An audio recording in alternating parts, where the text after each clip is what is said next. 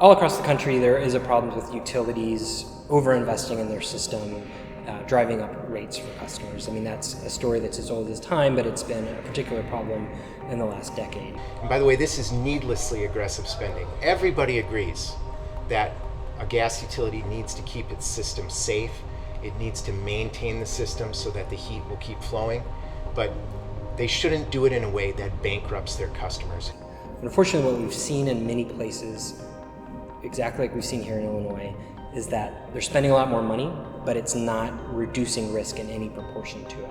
These rate hikes, this aggressive spending by Peoples Gas has sparked a heating affordability crisis in Chicago. And there are some neighborhoods where more than 40% of the customers are behind on their bills, are struggling to pay their bills, and the average debt is over $1,000. So here in Chicago, the disproportionate impacts are particularly stark.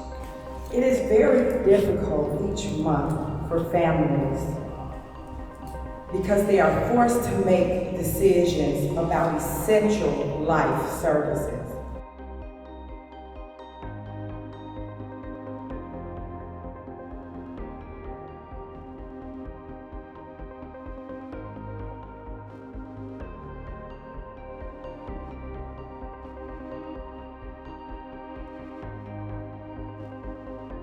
This is a major problem, affordability for Peoples Gas customers in Chicago. And it should be a huge sign to the company that things need to change. But instead, the company's digging in. They're just as aggressive as ever on their spending on this pipeline replacement program. And they're now asking for a state record $402 million rate hike. And they either have to sacrifice medicine, food, which bills to pay, and sometimes even rent, as a result of the constantly escalating cost of utilities.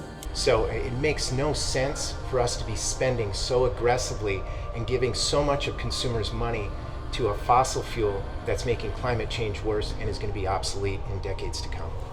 This overinvestment would be a problem in any scenario, but it's particularly a problem given the City of Chicago's climate goals. We're not going to have a choice. We're going to have to move away. So we need to start now the planning process to move people away from natural gas to cleaner and more affordable forms of heat in decades to come.